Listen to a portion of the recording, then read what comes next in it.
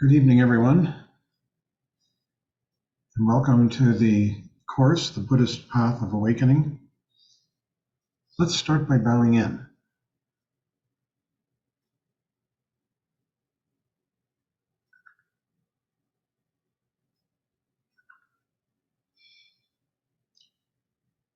So, we're working our way through the profound treasury of the ocean of Dharma.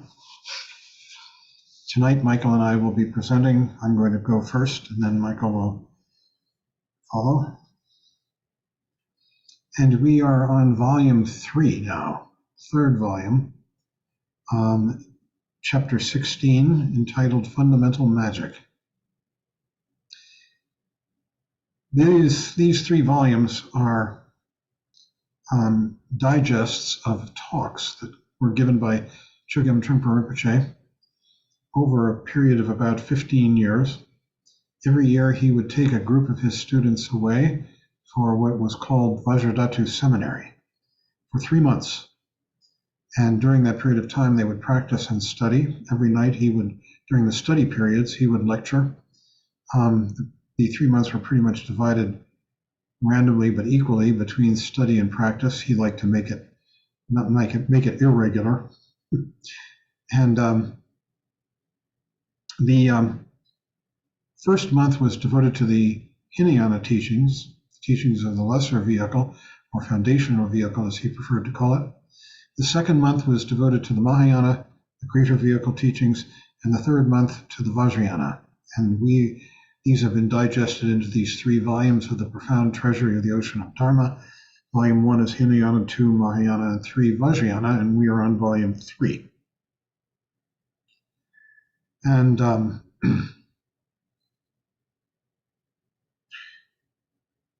so we'll start tonight with fundamental magic. This is getting very profound.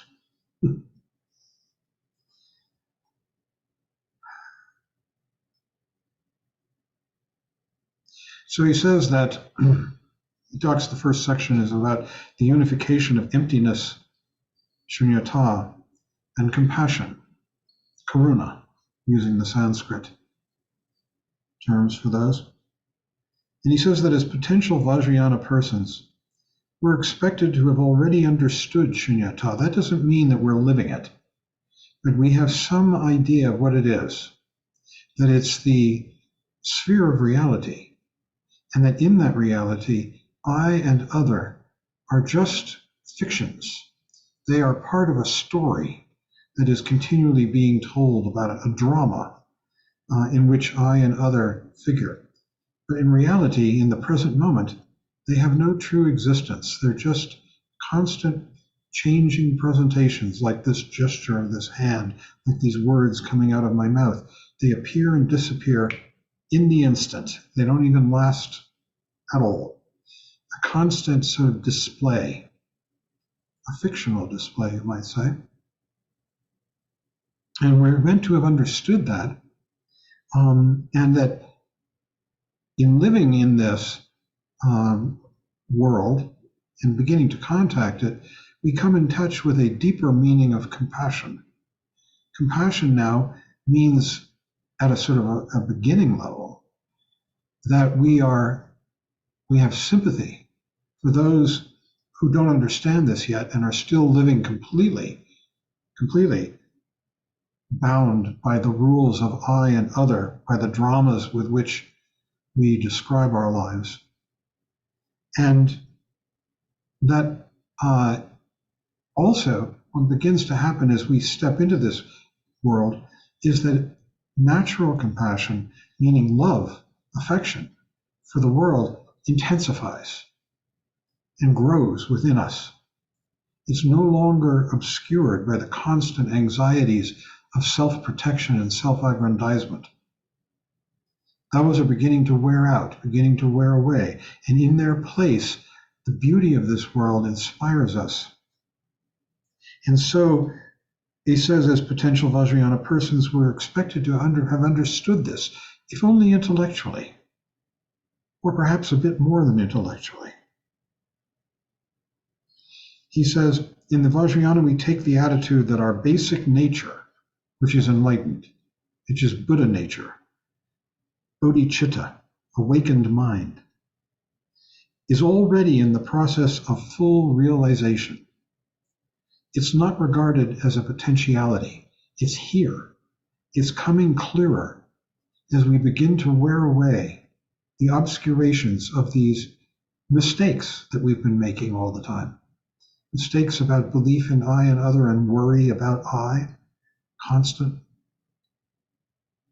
So we begin to experience the unification of emptiness, which is reality, this, devoid of I and other, and compassion. First comes shunyata, emptiness. Emptiness of thought, because thought is always what I and other are doing. And when we give up the belief and we start coming back from those thoughts, those games that we play, those dramas of love and hate and passion and aggression and ignoring, then we begin to discover the emptiness of thought and also the absence of belief in oneself and one's basic core of bewilderment. He says, that basic core of bewilderment that we feel, and what's this world all about? Where am I going? What's going to happen when I die? All of that begins to dissolve because we begin to develop trust in the reality of this world here and now and settle into that, relax into that. So shunyata, the twofold egolessness, is empty of I and empty of other. And he says, and we begin to develop a quality of brilliance. Seeing beyond dualistic fixations, we begin to understand their absence, which reveals a tremendous spark or brightness taking place. When we're involved with these dualistic fixations, as he puts it, meaning belief in I and belief in other, and the constant games that go on between them of love, hate, and stupidity. When we're involved in those we have all these thoughts. I like this person, I'm that person, it makes me mad, I don't care about the other. And we have these thoughts and they gray out the world. You could walk down the street lost in thought and you barely see what's passing by you. Someone might call your name when you're lost in thought and you wouldn't even hear them. So thought is what he calls kuntak. That's the word, Tibetan word for thought, grays out the world. And when we begin to give it up and come back into awareness of this now, here and now, we begin to see the world much more, at first just clearly, and eventually brilliantly. Colors and shapes are much more brilliant, alive, colorful, bright, clear, sharp. It's like sometimes you just wake up and you look around and the world is just shining. This is what happens within emptiness. Emptiness is not just a void. It reveals the beauty of this world. And that beauty and that brilliance that is revealed when we begin to give up these games of I and other and the thoughts and the emotions that go with them, and we come back into awareness, that has a name in these teachings. It's called Ursel in Tibetan, Pravasvara in Sanskrit. Ursel, O with an umlaut over it, 2 dots, S-E-L. It means, means light, and sel means luminous. And that is used to describe all of this, the color of these cheeks, the sound of these words, the feeling of your bottom on the cushion. All of that is described when we begin to come back into this true world, absent the fictions of I and other and the stories that go with them. Then this world emerges as very, very luminous, brilliant. So emptiness is not just a sort of a void, an empty space. It reveals a fullness, the fullness of the phenomenal world and of your thoughts and everything.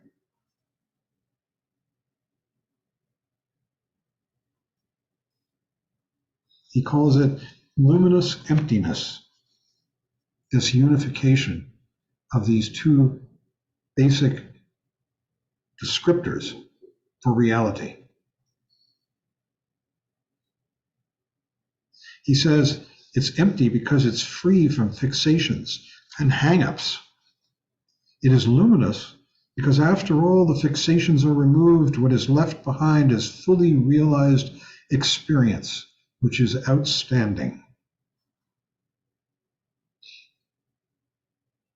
He says in the Vajrayana, not only are you able to separate what should be rejected on the path from what should be accepted, what should be rejected is the neurosis of belief in I and other and all the attendant thoughts that go with it.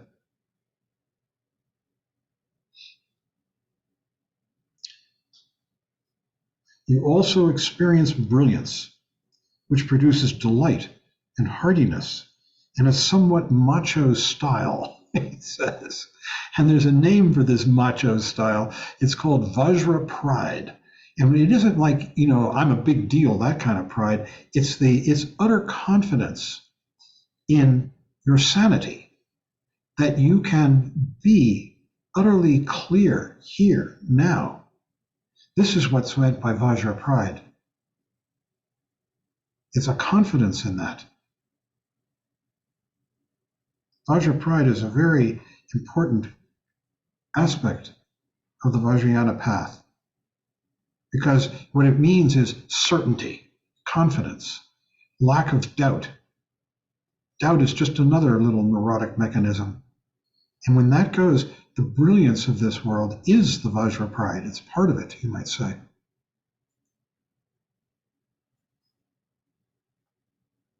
So he says, and this is really the key, it's almost a buzzword, emptiness is not a loss because it reveals fullness, the fullness of the phenomenal world, the beauty of it, sight, sound, smells, taste, touch, and mind, all of it arising so vividly.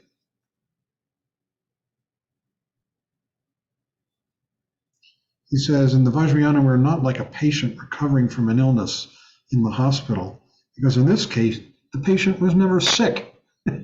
We were sane all the time. We just didn't know it. We got distracted. We got lost in these dreams. It is more like getting a haircut, he says. You come out better, but it is not an ordeal. The whole thing is straightforward and quite delightful. So this waking up process isn't painful. It's not like having an operation to remove your gallbladder or something. It's really like getting cleaned up and really looking in the mirror and saying, wow, I look pretty good now that I've gotten my hair cut. What little there is to cut in my case.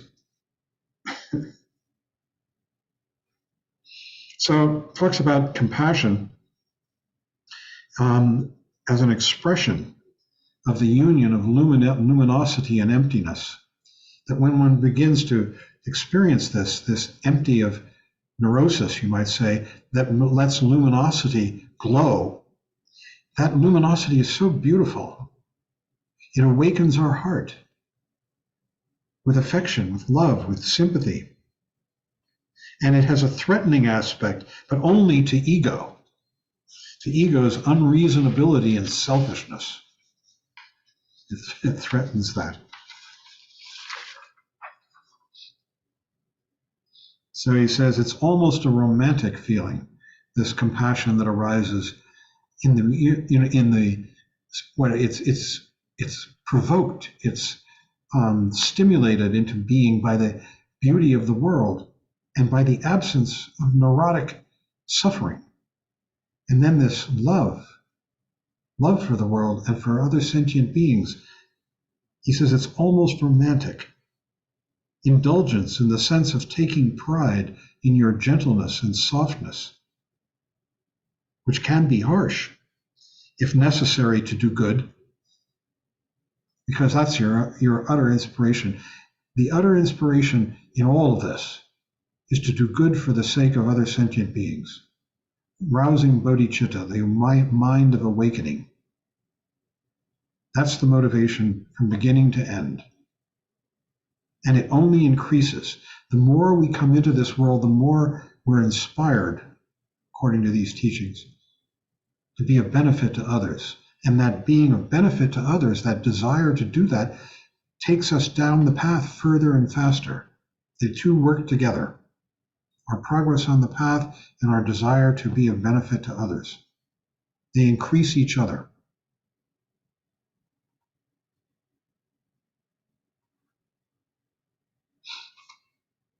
He said, all of this is based on the principle of devotion and loyalty to the lineage and to your Vajra master. And that's a difficult one. I mean, it's really, it's a very personal relationship that we could have with another human being and the lineage itself.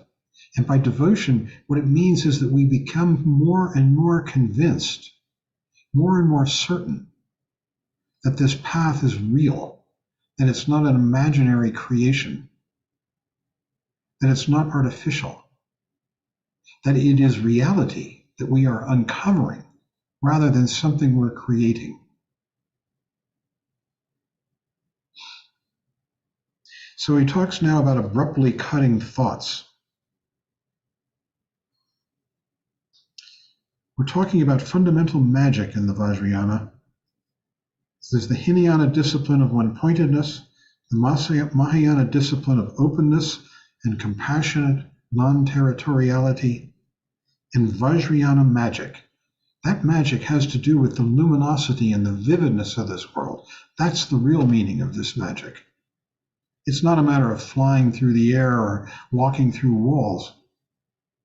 It's the extraordinary beauty that we can be tuned into. And what's necessary in order for us to see that is to come into a thoughtless state of mind. Abruptly, directly, on the spot, he says. This is called ordinary mind in the Kagyu tradition. It's called Rikpa in the Nyingma tradition. It's not quite ultimate. It's still a technique in a way. We are applying it. We're coming back from dreams into this clear, open awareness, which is Rikpa or Tamagi Shepa. They're both the same. They refer to this clarity of mind, devoid of thought, devoid of namtak. He says there are several stages to that process of cutting thoughts. First is an attitude of trust in your Vajra master and in the lineage. This becomes a source of magic to cut your thoughts.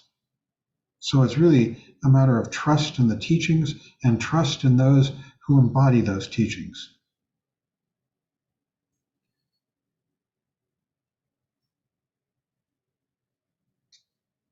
Cutting discursive thought. When the student has some faith in the Vajra master's ability to teach cutting thought, then the Vajra master begins to instruct the student in how to do this. And it's really a matter of more pointing out, that the teacher points out to the student when they're not thinking. We've done this a bit in this class, of just coming back into this clear, open awareness. This is a teaching that Trungpa Rinpoche gave to some of his students like me and others, and asked us to pass it on.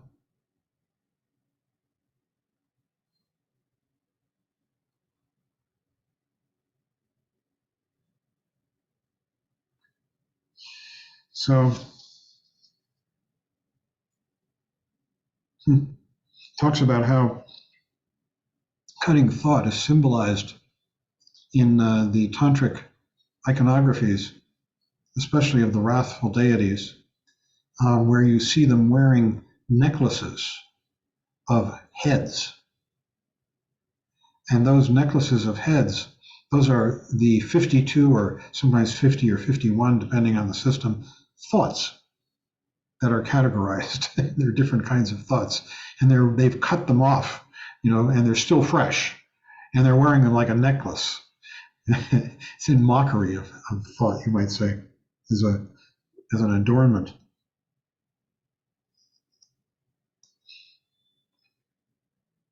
So first you cut the thoughts according to the instructions. You come back here. You realize that they don't come from anywhere, these thoughts. Find them. Find out where they came from. That's going to be a neat trick. Find out where they go. That's an even better trick. Can't do it. They don't come from anywhere. They don't go anywhere. Just like these words. Where did they come from? Where do they go? You realize that they are unceasing, constantly coming. They don't go anywhere. They're completely empty. So the magic is you see that they don't exist, but as they arise, they are complete emptiness, these thoughts. Completely empty of any truth or real being. A display, like on your television set. It's just like on your television set. These images, you know they're not real, and then when they're gone, and yet they can move us, right? You can get sad, you can get frightened, you can get excited by the images on your TV screen. And then they're over, you turn off the television and go to bed. And maybe they replay in your dreams at night.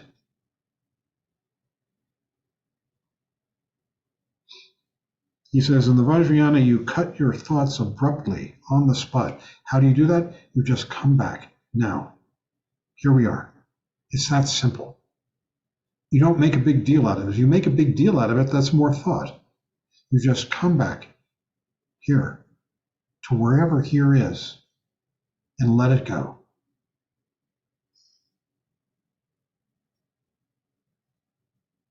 He says, that is the only magic there is. Cutting thoughts is the first way of blowing up the samsaric world, the world of confusion and suffering. There is more magic, though. It's also the vividness that is revealed. This combination of abruptness and devotion is the very important first step. So when you practice Vajrayana, the main point that runs through all the traditions, through every level of Vajrayana practice, is that you're able to cut your mental contents directly and abruptly. Right now. It's just that simple. And then thought comes back, but you can do it again.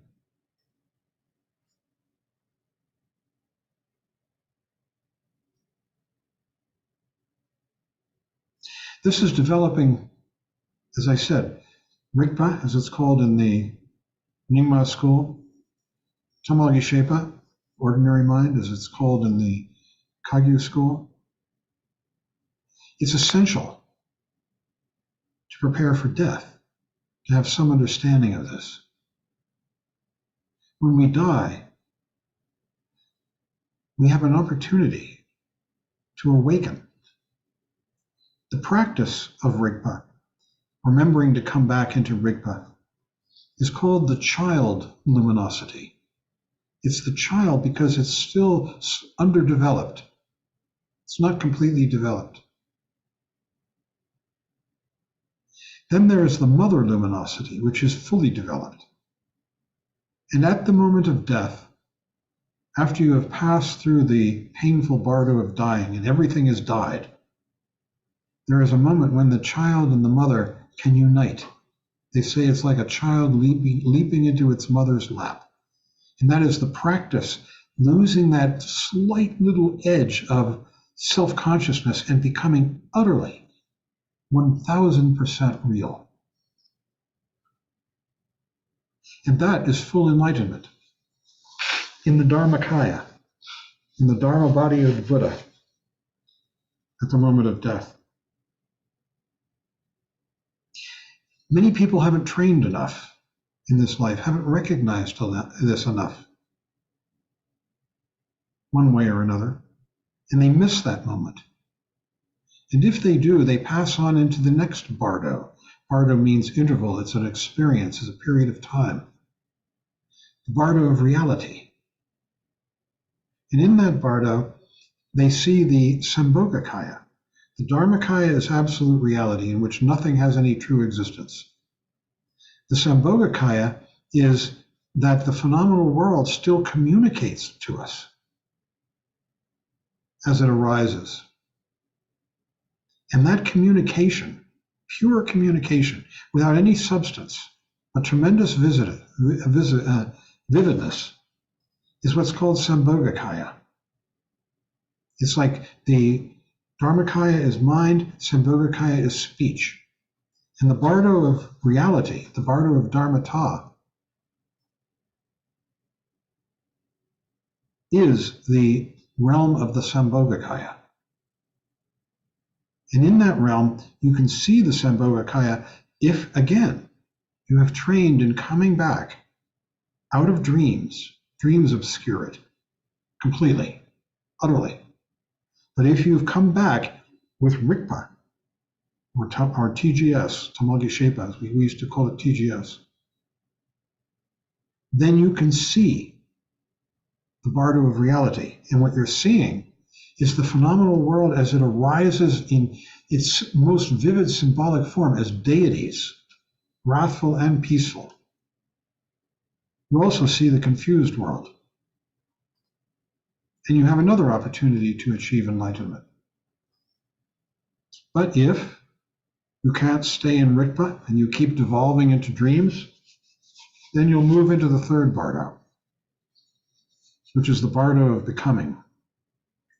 It's the bardo that's usually spoken of figuratively as being 49 days. And it's like a dream state. And in this bardo, this is the bardo of the Nirmanakaya, the manifestation body of the Buddha. And here there's no more opportunity or no less to achieve enlightenment than in our lives, which means probably not. And it's like a dream because you don't really have a body. It's a purely mental state. So it's very, very fraught, that experience of the bardo of becoming. One minute you could be in Timbuktu and the next minute you could be in Oshkosh, literally, in your dream. One minute, you can be old and one minute you could be young, although in the whole, you have the body of a 7-year-old child as you pass through this bardo, on your way to rebirth in the bardo of this life, which is the end of the bardo of death bardos, who take rebirth in one of the 6 realms.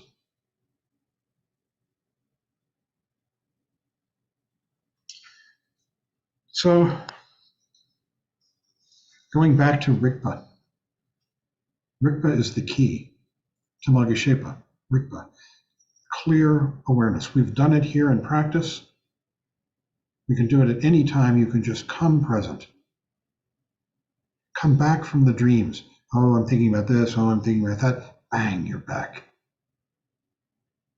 However long. If you try and sustain it, you get caught up in the dream of sustaining. But you can flash it. And the more you flash it, the more you can stay in it. The more it becomes real. And this is what reveals this world as being sacred. And that's his next point. Sacred means, intellectually, you could say sacred means that this world is fundamentally of value. Experientially, sacred could mean this world is extraordinarily beautiful and vivid. Even a dog shit in the street.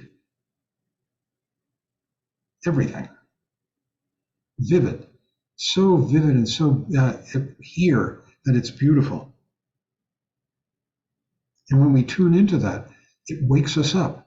It relieves us from our suffering, from our unhappiness. Bing, we're awake. We've come back from the dream of sorrow, the dream of being pissed off. You don't want to go into death in that state of mind. You want to go into death with some experience of Rikpa, of awakening, for those of us who are getting closer and closer. and there are quite a number of us. So he says, cutting the thoughts, passion, aggression, and ignorance. These are the three fundamental poisons, the fundamental neuroses: passion, aggression, and ignorance. Ignorance is not a good translation of it, of that word. The word ignorance is used also to translate the term avidya, marikpa in Tibetan, avidya in Sanskrit, which means that's the fundamental stupidity that creates ego and confusion and samsara altogether. This is a different kind of thing. This, what they're referring to as ignorance here, it's better translated as stupidity or indifference. And what it means is simply this, that when we believe in I and other, I'm here, others there, they can have three possible fundamental relationships. If I think that the other will augment or solidify or help me, neurotic me, be more solid, then I want to pull it to me, which is passion. I want to consume it. I want to become one with it. I want to devour it. If I think that that other is inimical, is threatening to my well-being or my existence, I want to push it away. That's hatred, aggression. And if it's neither plus or minus, neither for me or against me, just sort of neutral, then I'm indifferent and I don't care about it. And that is the third poison, which they translate as ignorance, is always translated, but it's better translated as something like indifference. So these are the three root defilements, kleshas, they're called, the three poisons. And cutting these is more difficult than cutting just mental contents, like what's for lunch? Oh, there's Frank, and I like Frank. It's more difficult to cut the poisons because they are more fundamental, more deep. And so the way to do it is to paralyze them. He says you try and throw out a much bigger zap, and he gasps sharply, it says in the text, which comes from the understanding of the sacredness of the Vajrayana world. That this world is fundamentally sacred, beautiful, vivid, alive. There are no reasons for this sacredness. Things are just intrinsically that way. And what it's up to us to do is to discover it, not to create it. So we accept this world simply as it is, just as a simple world, a full world, a bright world, a shining world, brilliant world, a healthy world. The Vajrayana approach is a basic healthiness. You're actually able to cut through those root kleshas, which is the best magic of all.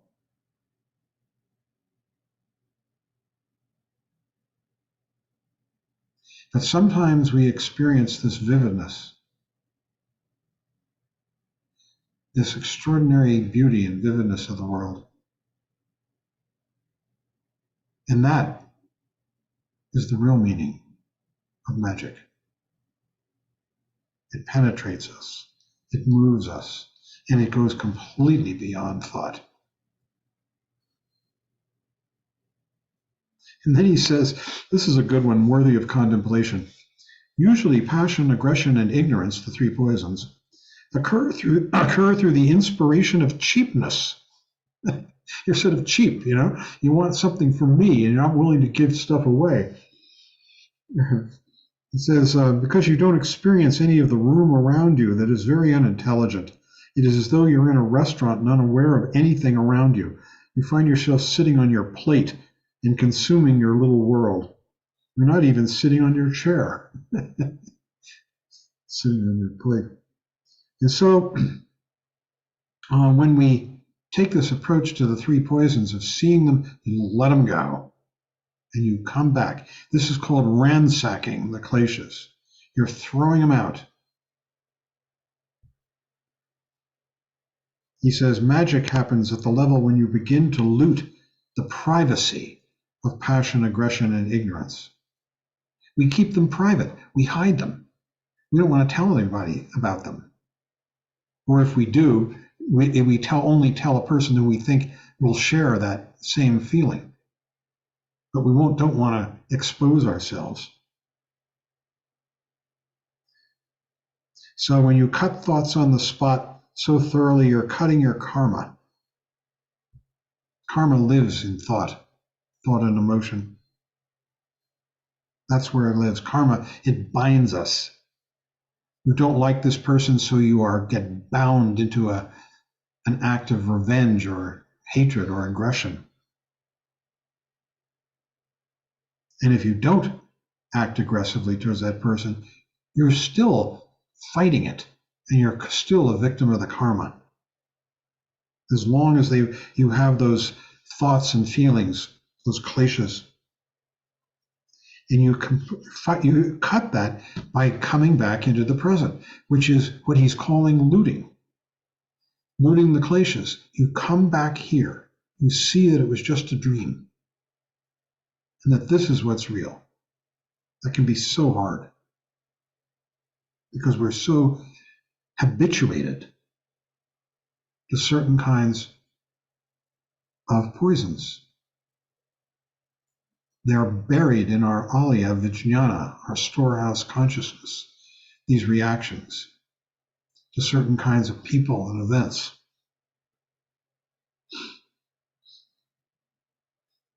He says, interestingly, during sitting meditation in the Vajrayana, you practice the Hinayana style of shamatha vipassana. It's what we do. Go out with the breath and dissolve, which reinforces the state of healthiness in your mind.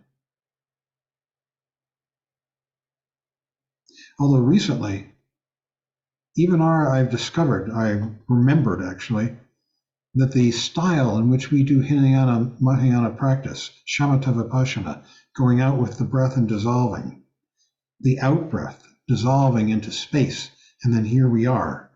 This is a very Vajrayana style. In fact, it's a great perfection style, the highest level of the Vajrayana.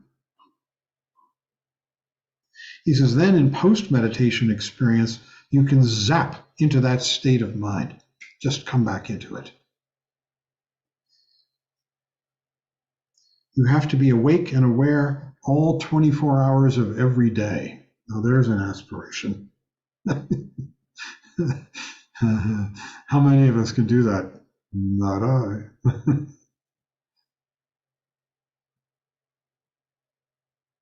He says, especially with beginning Vajrayana practitioners, there's no relaxation at all.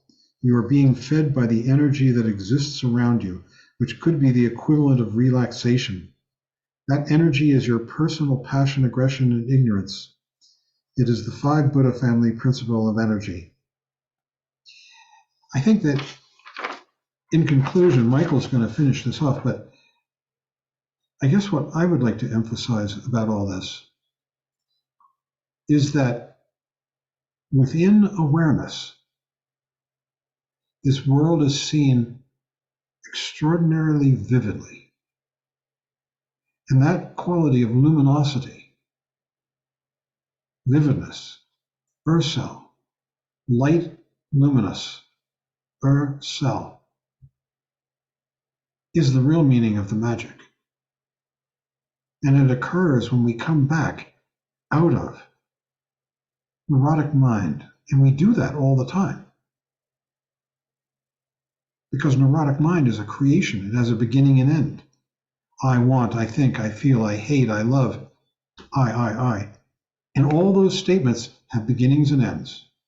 And there are gaps between them. Sometimes those gaps are just an instant. Other times they can stretch.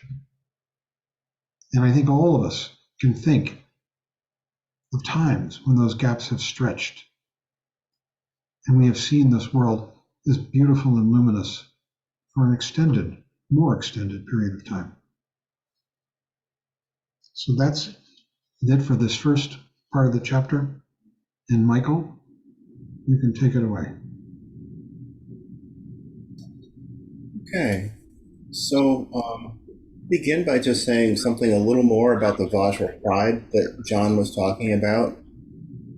Experience of Vajra pride is beyond, with Rigpa or ordinary mind, what we're talking about is the fundamentally true nature of our minds, the fundamentally awake quality of our mind. As we've been reading about all along in the Vajrayana, we are fully realized Buddhas in our true nature. And Vajra pride is coming to not simply identify or have allegiance to that, although it includes those things, but that there's no separation at all, that we are awake, we are um, fully realized Buddhas in our true nature. And so I want to begin by just emphasizing the simplicity of the meditation practice we do and taking a moment just to rest in that simplicity. It's actually said that one reason we don't recognize our true nature is precisely because it is so simple. Another reason is that it's so close. And so if we just take a moment to take good posture and just settle into this moment, here and now, slow down, and simply allow ourselves to be open, aware, awake.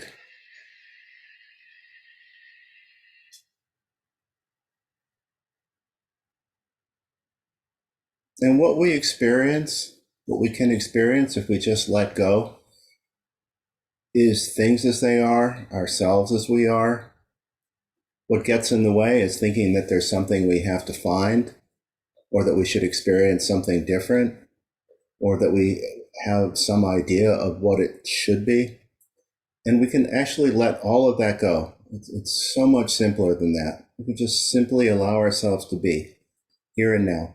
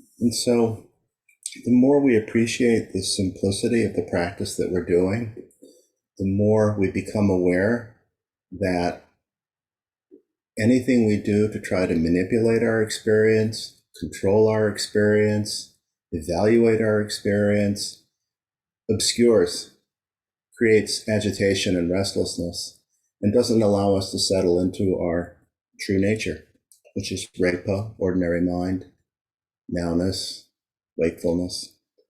In any case, this last section of the chapter is Vajrayana sayings. And it begins by saying there are several sayings related to the discovery of transcending habitual patterns. And what's important to understand here is when we talk about habitual patterns, we're not simply talking about the little ways that we might organize our lives, what we might do typically every morning, although it includes that, because we can get very attached to our little routines. But he's talking about as well about very deep habitual patterns, that our tendency to believe in a self, our tendency to judge our experience immediately in terms of pleasant, unpleasant, and elaborate from there. Our tendency to see the world in terms of I and other, in the dualistic sense. And that, again, in meditation practice, what we're doing is relaxing all of these different efforts of mind, all of these different habitual patterns for how we try to manipulate and control our experience so that we can just simply be in meditation practice. And that's really what these sayings are pertaining to in terms of transcending habitual patterns. It's just allowing ourselves to, again, not be separate from our wakeful nature. The first one is Rigpa free of sem, which he translates as insight that is departed or separated from the mind, or insight free of mind. And I think what we need to understand here is exactly what sem means. And we actually discussed sem way back in the Path of Individual Liberation. There's a chapter there titled Transcending Dualistic Mind, where he defines sem as that which can associate with other. And he gives us a Tibetan phrase, yul la sem pena sem, which means with sem meaning other or projection. So yul la sem pena means mind is that which can think of other or projection. And he says that mind is, in this sense, is also referred to as ego. Like mind, ego can only survive on reference points, not by itself. And he says that sem on this level is the equivalent of mind as we generally think about mind. Instead of thinking of using the word mind as a noun, we could use it as a verb, as in minding your own business. He says you can't have mind, sem, without an object of mind, so they work together. That minding, and he says this, minding is an active process. So rather than thinking of it as a thing, we should think of it as an activity, a verb. And this is one of the fundamental habitual patterns that we have when we get caught up in sem. We project a sense of other and then elaborate that with all kinds of reference points and points of view and judgments as to pleasant, unpleasant, desirable, or undesirable. We grasp after things based on this fundamental split into I and other.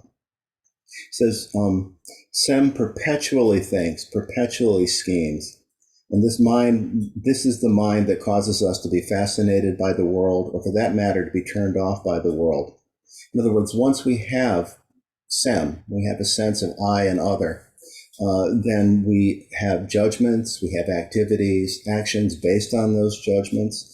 Actually, in another section of the Mahayana book, calls it an echo chamber of reference points. So we become very confused, and our awareness becomes bound up, obscured by these reference points and by our, the energy that we direct into all of these activities. So with Rigpa, we're free of that. Rigpa is, again, the fundamentally awake nature of mind, that we cut thoughts not by repressing them, but by seeing through them. The thoughts become transparent. We see their empty nature, their shunyata nature, as John was talking about. We see them in their true nature, rather than grasping after them and getting caught up in them, acting on them, solidifying them, looking for further reference points that solidify thought further. So that he says that Rigpa is insight that is free from thinking about something else, free from perceiving the other. It's non-dualistic. It's just direct perception. It's that experience right on the spot.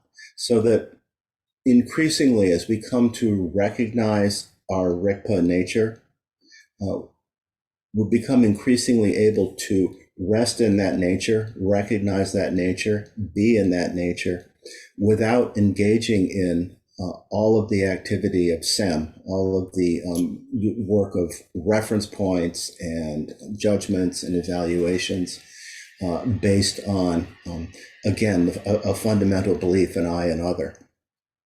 So we become free of that. Ultimately, it's Rigpa that recognizes Rigpa. It's awareness that recognizes itself. And again, this is because when we're fully able to be in this experience, there's only the seeing, the being, and there's only awareness that illuminates everything. So Rigpa, free of sem, free of any sense of I and other, free of any sense of reference point, complete non-reference point. So that's the first Vajrayana saying. The second one is Buddha without breath. And he says this one's difficult to understand, which he says it means that the Buddha doesn't gasp or become short of breath. The Buddha does not depend on saying, whew.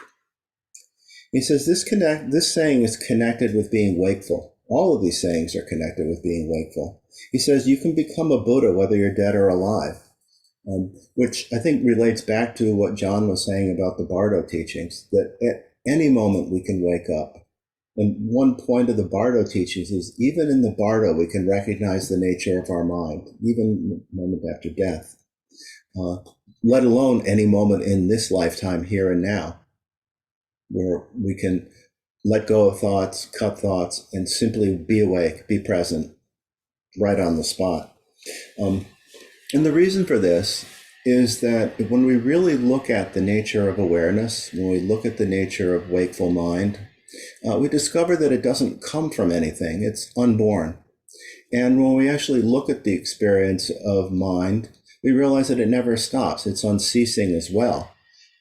The contents of particular thoughts may change and come and go, but the fundamentally awake nature, the fundamentally aware nature of mind is unceasing and unborn. And for that reason, there's a continuity, which we've talked about before. That Tantra means continuity. And the continuity is of awareness, whether we're aware of it or not. It's always there. And so I think that that might be another way to understand something about Buddha without breath. It's a way of really pointing to the unborn nature of awareness, that it doesn't come from anything, it doesn't depend on anything. Because when we get caught up in particular thoughts, we may lose that sense of unbornness because we're caught up in the particular points of view, a particular reference point. But when we look at the essence of mind, the essence of what it is that we're experiencing from moment to moment, separate from, when we were able to remain undistracted by the contents of thoughts and feelings, but just resting in the awareness, then we see that it's unborn and unceasing. And for that reason, at any time we can wake up, even in the Bardo, after death, which is what the entire Tibetan Book of the Dead is about. The third saying is meditation without thought but luminous. So this is meditation, again, without thought, without sem, without discursive mind, but at the same time luminous. And as John said, this luminous quality of mind is awake. It's a quality of vividness, quality of freshness, a quality of immediacy. It goes beyond any kind of concept. It goes beyond any particular reference point. And what Trungpa Rinpoche says here is that this idea of luminosity is just opposed to just emptiness or the absence of duality alone. That he says when we begin to look beyond duality, again, we're able to see beyond sem, beyond mind that depends on reference points of this and that, I and other. We see that it's not just empty and non-existent, that there's a alive, vivid, fresh quality to our awareness. We begin to realize that beyond egohood, there's still tremendous vitality, strength, and energy. And this aliveness and energy is luminous and bright, and it contains tremendous wisdom. And so he says the basic point of Vajrayana experience, the Vajrayana approach to emptiness or egolessness, is that it's not purely annihilation, but it goes beyond annihilation. It goes beyond nihilism, you could say. That, again, the quality of awareness is vividly awake, completely open and knowing, unfixated. That the nature of mind fundamentally is free. And at the same time, it can't be grasped because it's beyond concept or label. When we try to grasp awareness, what happens is we end up dealing with the thought of the previous moment. And again, in going back to the path of individual liberation, when he talks about the Vipassana experience, what he says is that whatever we realize, whatever we experience, we immediately disown. Because when we try to grasp, again, then we're relating to the past, maybe the past of just the previous moment. But it's actually the disowning, the letting go, the letting be, that allows the continuity to become manifest to us. It's there, but we won't recognize it so long as we're caught up in some effort to hold on, some effort to create something, some concept of what we think we should be experiencing, instead of simply relating to what we actually are experiencing. And interestingly enough, he actually talked about luminosity as well in the path of individual liberation as one of the fundamental niyams, which the key point is they're temporary experiences, he says, that are landmarks of one's growth, So that what we begin to experience in flashes or glimpses through our practice. But again, it's tricky if we try to hang on to them. They're actually temporary, so we can't hang on to them.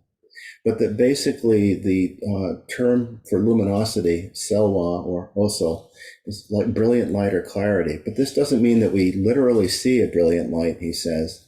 It means we're able to work with a tremendous amount of energy. We're able to make things workable. There is tremendous confidence in light, a far-seeing quality, panoramic vision. So this is the experience of luminosity beyond thought. And we're able to completely let go and let the open, free, vivid, immediately awake, vibrant quality of mind manifest. And we could do this right now. Whatever we have in front of us right now.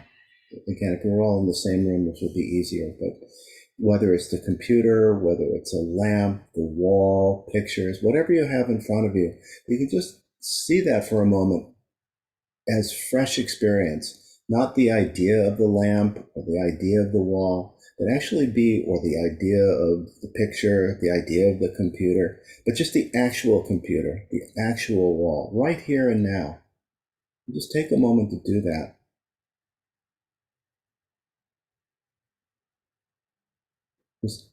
So much of the time we're relating to the world around us through the filter of concepts, that we have an idea of the thing. It's the same thing we've always seen. And so we're not experiencing a sense of freshness, immediacy, or nowness in our experience. But we always can, if we just remember to do that, if we just allow ourselves to relax, if we just allow ourselves to settle into the immediate experience. So that's when we're able to experience meditation without thought, without being caught up in reference point and concept, but just rest in the immediacy, the luminosity, of the vibrancy, the vividness of present experience. And again, it's very simple. We don't need to go looking for it. We just need to simply let it be. We just need to simply open up. We just need to simply let go. There's nothing that we need to create. So the next saying is action without fixation or desire. Action without fixation or desire. It says usually when we act in order to get something. But that's the samsaric approach to action, that we're looking to get something. We're trying to make something happen. We're trying to get some result. But he says, but in this case, action without fixation or desire, we're talking about spontaneous action, which he relates to skillful means, bodhisattva activity, and working for the sake of others. And he says that this kind of action is not based on ego fixation or the desire for attainment of any kind of pleasure. So it's pure action. So another way we could think about this, get at the same thing in maybe a different way, is to say that this is action that comes out of nowness. It comes out of things as they are, not things as we wish they are, not things, seeing things based on habitual patterns from our past, and not based on any kind of intention for the future, but being present right here and now so that we can act without fixation or desire. There's a sense of nowness that we can experience is actually involves forgetting about time in the sense of a concept, that we don't, it's not that we try to be present, but we just rest in, as he talked about 2 chapters back, the fourth moment, which is free of time. And we're actually able to rest in fourth moment, which free of a sense of past or future. We realize that the present, when we're fully present, that it has no beginning or end, that the eternal present is really the only moment that there is. And so I'll just repeat again how he described fourth moment. I think this is about 2 chapters back. He says the first 3 moments are past, present, and future. And then there is a fourth moment that transcends all 3. This moment is a pure moment that is not connected with what you have missed, what you are experiencing, or what you expect is about to happen. The fourth moment is a pure state of consciousness. It is clear and pure and free from habitual tendencies. So again, it's just what we experience when we're present without reference to past or future, and without even any kind of reference or evaluation of the present moment. Just, again, simple being. Then the final saying is view without desire. Which he doesn't really say that much about. It's view, he defines view as referring to a metaphysical view or attitude beyond wanting. But I think what we're talking about here is a view that, again, is completely involved in the immediacy of the present moment. It's completely what we experience when there's no sense of separation between us and our awake nature. There's no sense of, as we talked about in Cutting Through Spiritual Materialism, of the duality of experience or experiencer. It's purely just the immediate experience. And this is beyond hope and fear. It's free of any kind of goal orientation. It's just simple being without, free of any kind of reference point. And he says that all of these experiences, all of these things are blessings of the Guru.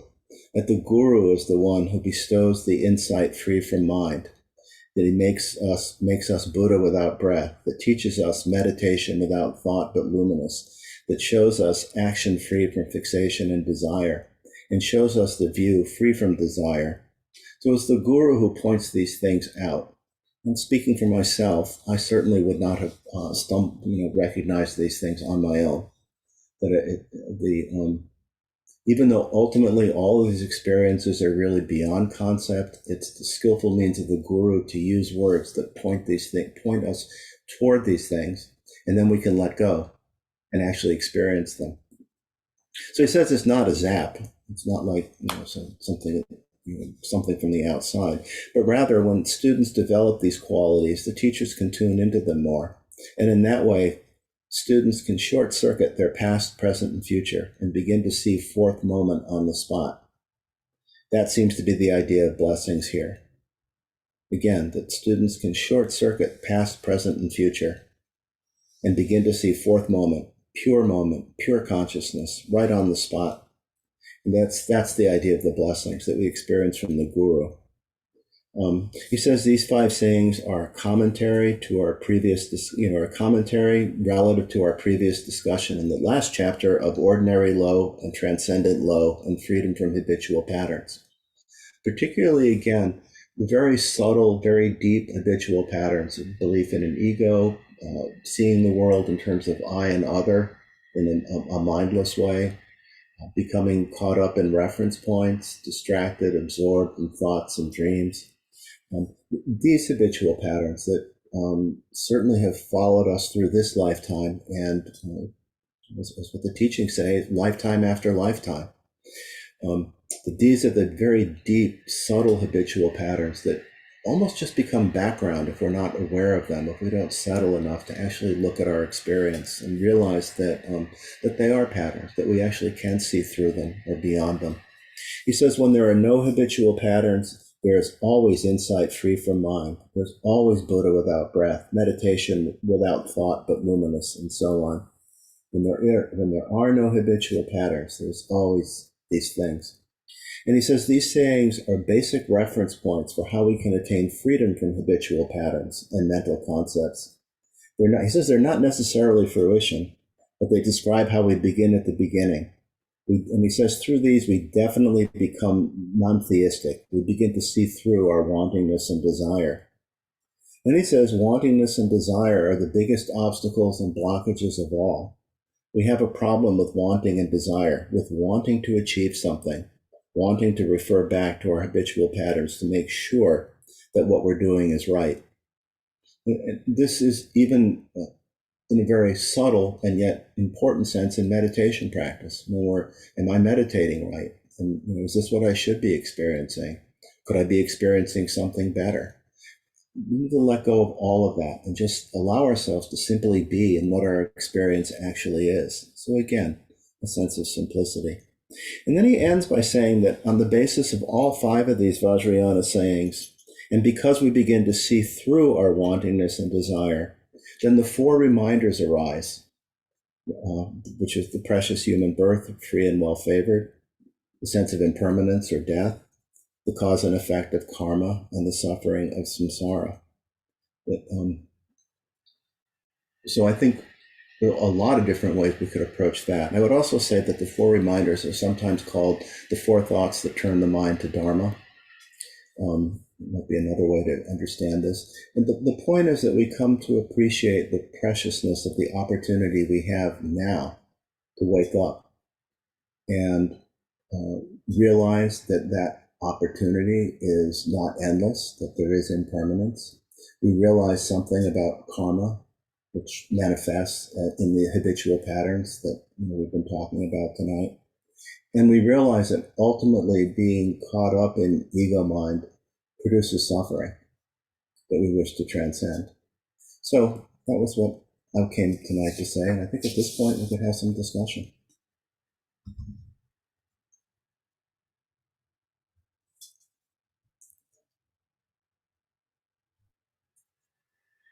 Okay. Wayne?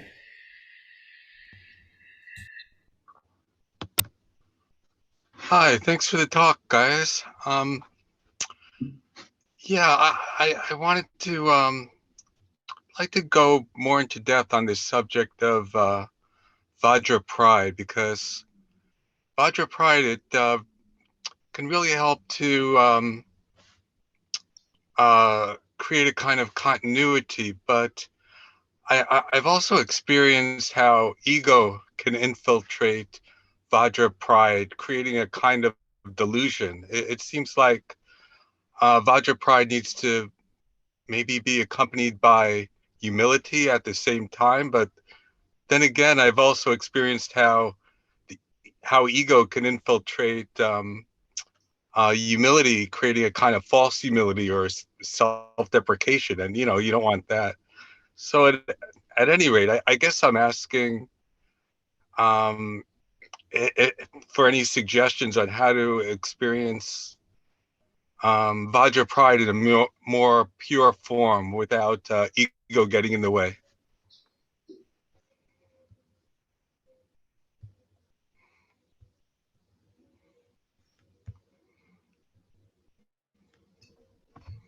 I think the important thing is recognizing what's in our mind on the spot. That if there's a sense of attachment, a sense of grasping, a sense that we need to create something, that that's the sign that we've fallen into something that we're trying to create, rather than simply allowing our natural being to express itself. I think that's why he said so much about wantingness and desire. As part of the his description of the of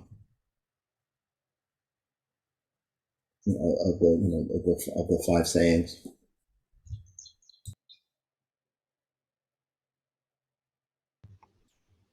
So is just watching ego sufficient? Just bringing that into our sense of awareness? No, I think Vajra pride also includes understanding that we are Buddha and that we don't need to create it. In fact, we can't. We can't improve ourselves. Really, it's a matter of discovering what we've been missing and ignoring all this time and coming back to that with effortlessness because it's already there. And then we get caught up again in thoughts about self and other, and it takes us away from that, and then we come back.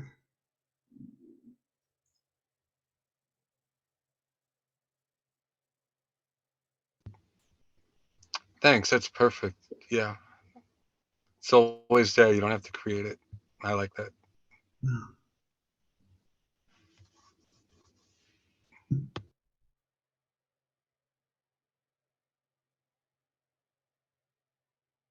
I mean, it's magical, isn't it? That what we're doing is we're discovering that we were what we were seeking all along. We don't believe it. We have a lack of faith in ourselves, in our being. And that's what creates suffering and the belief in lie. Vajrayana in particular is all about discovering the fact that we are Buddha, always have been, always have been.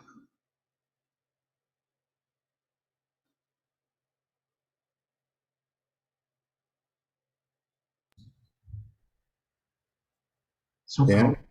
Yeah.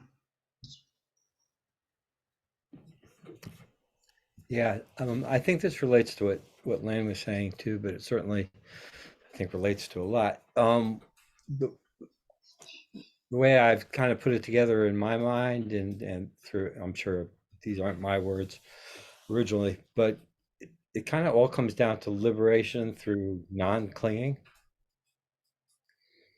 You know, the whole thing is about non-clinging to concepts, not clinging to the outcome, non-clinging. You know, I think this our sense of our illusion of this sense of a fixed sense of self is, you know, clinging to that concept, and it's clinging to our thoughts. You know, just clinging, believing our thoughts. You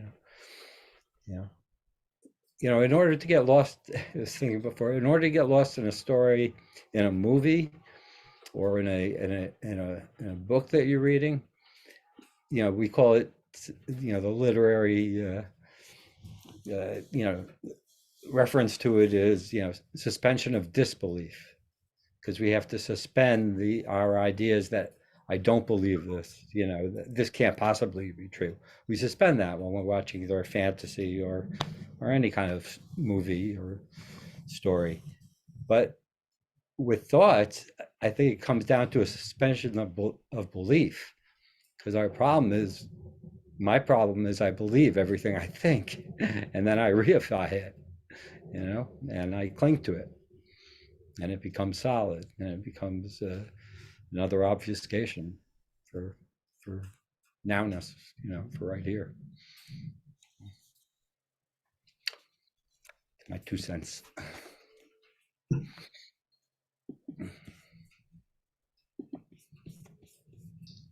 Thank you, Dan. Thank you. It's good.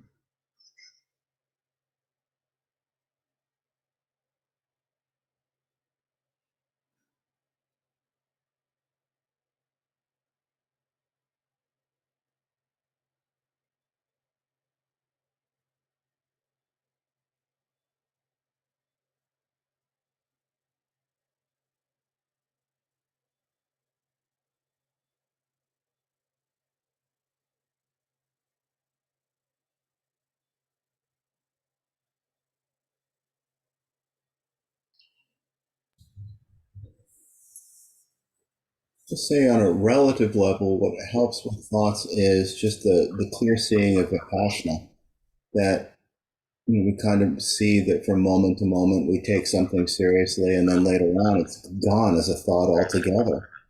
That it had any reality, any solidity, it would be there. But because it is empty, what's important now, 5 minutes later, we don't even think about anymore. And we even see that we relate to thoughts in different ways. Sometimes we think that we are our thoughts, and other times we see thoughts as something other that are coming at us. They're as, almost something unwanted or whatever. So that we realize that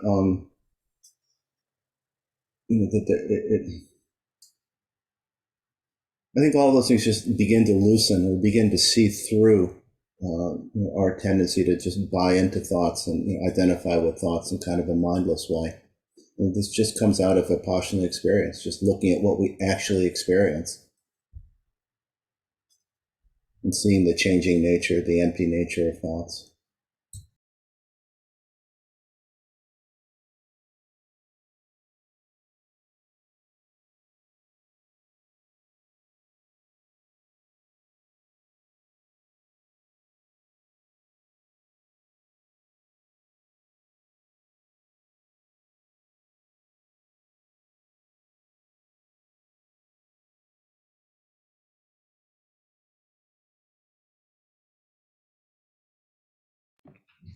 just quickly, before John, when you said that ignorance is not really a great interpretation of it, I heard one teacher, I forgot who, call it, instead of ignorance, he called it misknowing. Misknowing. Yeah.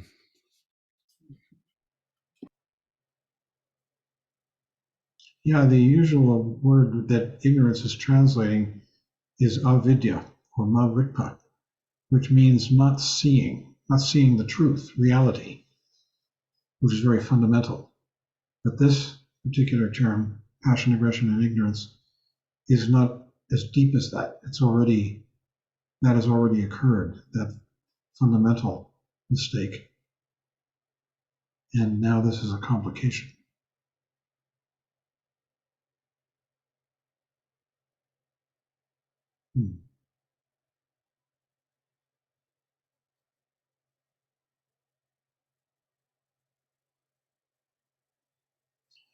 Well, Trip. So I was just thinking about Lane's question about kind of the check and balance on Vajra pride, and it seems a question. I guess seems to me that a check on the ego has to do with the statement that I really liked was utter confidence in my sanity, is how you put it, and that Vipassana and clear seeing is really the pathway to being able to see things clearly and distinguish between that which is sane and not sane. And that would be the way that I believe I would hold the Vajra pride in check so that it doesn't move into a more arrogant or egoistic approach, not that kind of puffed up pride, but the clear seeing confidence in one's sanity. I mean, that is what Vajra pride is, correct? Yeah, terrific confidence in your sanity. And in order to have confidence, well, in order to know what is sane in my own sanity, really depends on clear seeing, Vipassana. Does indeed. Absolutely. Yeah, agree. Yeah.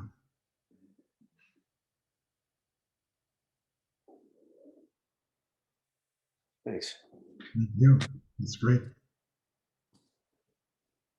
Vipassana is the path, and it just gets deeper and deeper. It's funny, the practice basically stays the same, this coming back present here in this space, but the name of the practice changes because the more one does this practice, the more one's understanding of who I am, this thing here, and what other is out there changes. And so the name for the practice changes as the understanding of what the world is changes.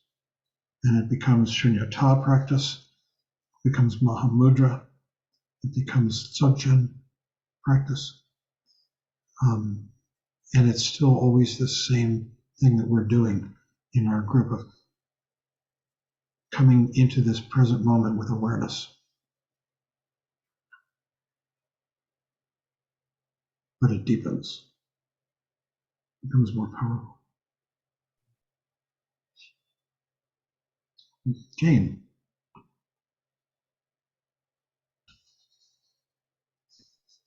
I get hung up on where in this whole schema is feelings, because feelings is not mind and it's not thought.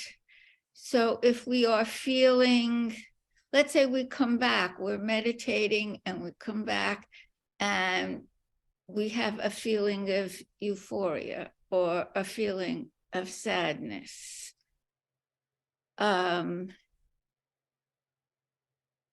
Is that in a different,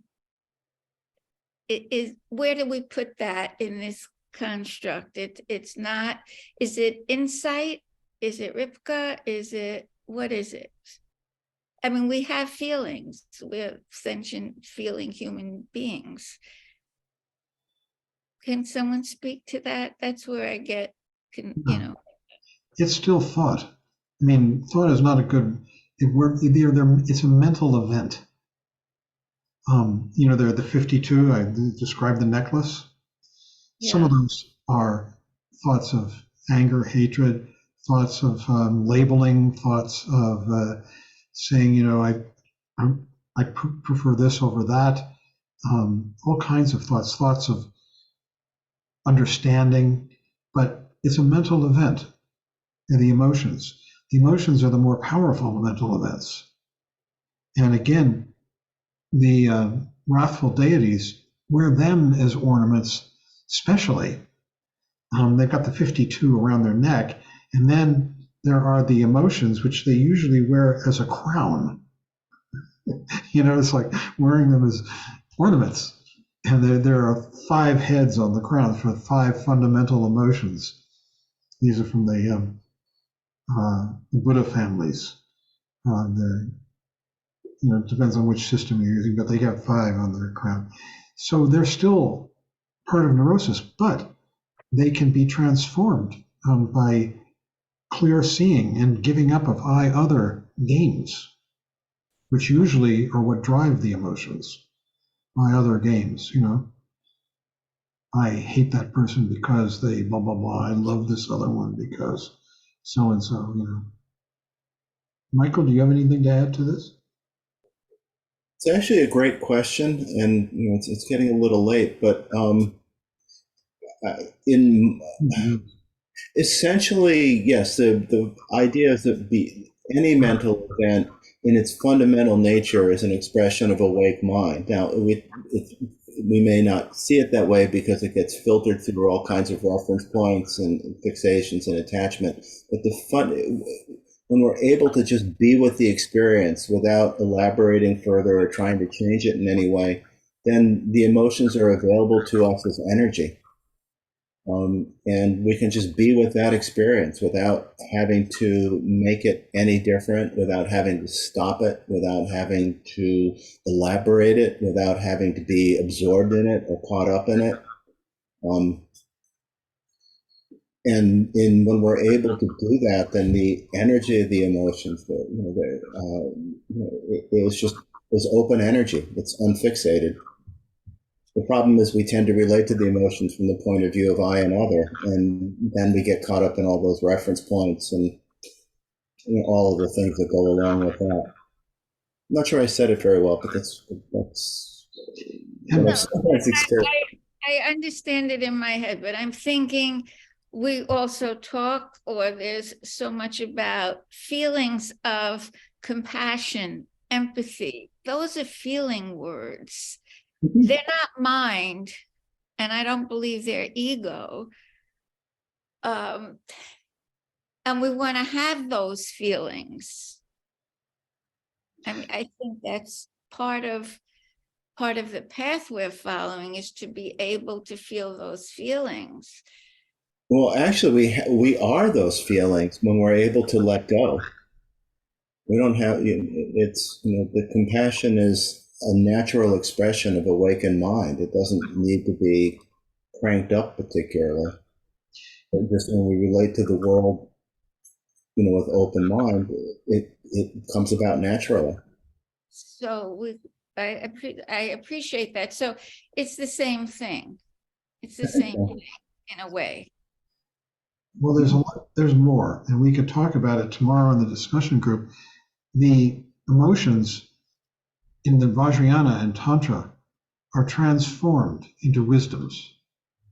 Each one has a particular wisdom of sanity, of enlightened mind that it's true.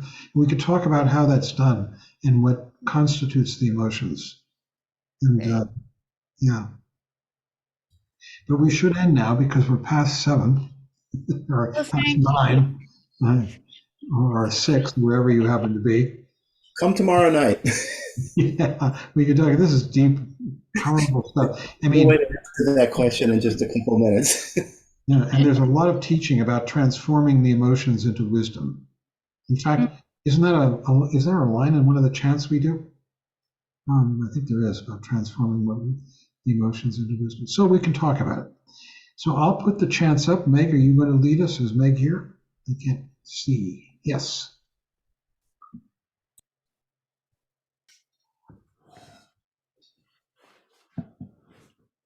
And I'll mute all. Peace. So Meg, unmute yourself.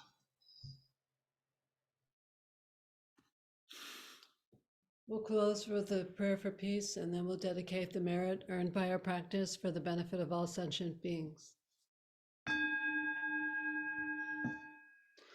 By the blessings of enlightened and compassionate ones, by the power of my positive actions of 3 times and my prayers of pure aspiration, may wars, conflicts, epidemics, and all other maladies dissolve in this world, and may the earth and all who live on this earth enjoy the abundance of well-being. May all learn to live lovingly with each other. By this merit, may all obtain omniscience. May it defeat the enemy of wrongdoing. From the stormy waves of birth, old age, sickness, and death, from the ocean of samsara, may I free all beings. By the confidence of the golden sun of the great east, may the lotus garden of the Rigdom's wisdom bloom. May the dark ignorance of sentient beings be dispelled. May all beings enjoy a profound, brilliant glory.